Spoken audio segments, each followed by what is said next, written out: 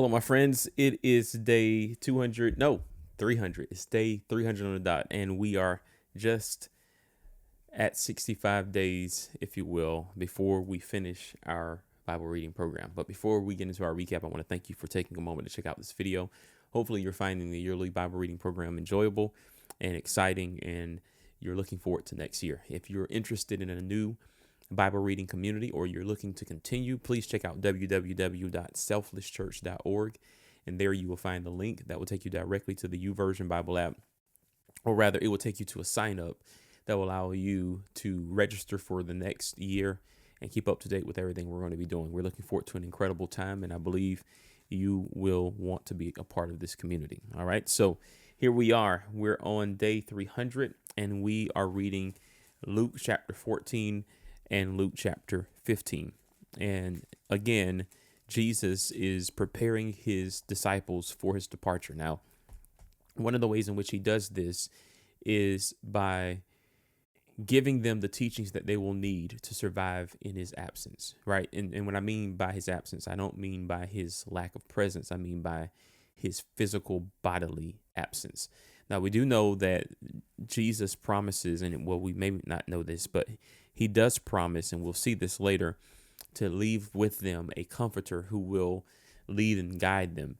But that leadership and that guidance comes from a sense of embracing and allowing the teachings of Jesus to be a part of the people who believe in him. So it's this very interesting thing that Jesus would say and will say, is that the teachings that the words that he spoke, they ought to abide in them, in those who follow Jesus. Those words are to abide in them. And it's a very unique concept in the ancient world, where teachings that were given and received were not simply theories. They were principles to be embodied. They were principles to be lived by. And it is such a unique way of thinking about what it means to be a disciple and what it means to be a follower of any person, especially Jesus Christ. So one of the things I love about today's reading was particularly verse 7 in chapter 14 through verse 14. And it talks about the power of humility. And I keep harping on this. I know you may be tired of hearing about it, but there's just no way to avoid it. When Jesus begins to talk about the way in which a believer is supposed to exist, a follower of Jesus is supposed to exist and live and operate, this aspect of humility and sobriety is always at the top of the list. It is a characteristic that defines the Christian. And it is one that allows the Christian to be seen, but not to be glorified in a sense, in a way that allows the glory to be taken from God, right? So, yes, we should absolutely be seen, but we should in no attempt and in no way, should I say, be glorified. That visual, the ability of being seen, the privilege of being seen is for one purpose, and that is to glorify God. And one of the ways in which to do that is to be humble, brothers and sisters. I mean, look at this textbook masterclass on humility. He says in verse 7, when Jesus noticed that all who had come to the dinner were trying to sit in the seats of honor near the head of the table, he gave them this advice. When you are invited to a wedding feast, don't sit in the seat of honor.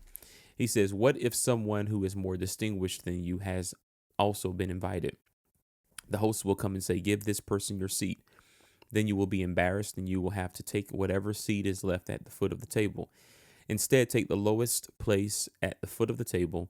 And then when your host sees you, he will come and say, friend, we have a better place for you. Then you will be honored in front of all of the other guests. For those who exalt themselves will be humbled, and those who humble themselves will be exalted. Then he turned to his host. When you put on a luncheon or a banquet, now look at how he does this. He said, don't invite your friends, your brothers, your relatives, and rich neighbors, for they will invite you back, and that will be your only reward. Instead, invite the poor, invite the crippled, the lame, and the blind. Then at the resurrection of the righteous, God will reward you for inviting those who could not repay you.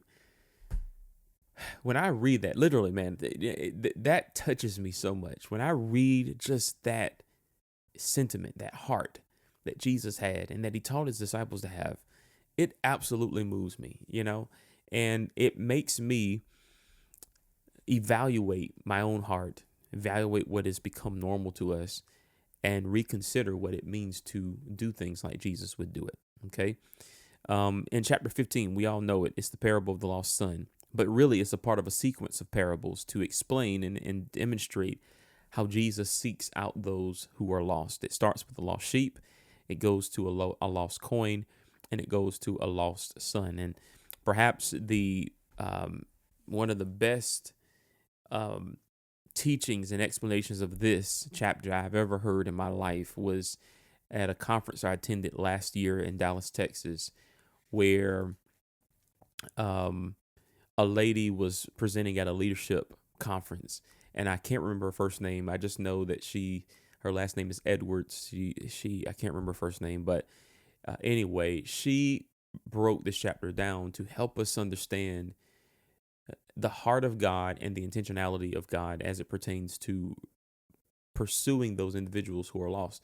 And what we should really pay attention to is the difference between a sheep, the difference between a coin, and the difference between a son, to understand how God, in his variety of ways, attains to the needs of people who have different circumstances. That's the thing that sticks out in chapter 15. When you're able to grasp and understand that there is a different way in which you pursue a sheep, and there's a different way in which you pursue a coin, and there's a different way in which you pursue a son, you'll understand just how much Christ loves us and how much he goes through to make sure we have a place at the table in the Father's house, right? And so this is just a great day of reading, but I want to know what you've gained out of it. So leave your comment in the comment box below and let me know what you're thinking, and I believe we'll all be blessed by it. Until next time, thank you for watching. Take care, God bless, and remember, live by the word.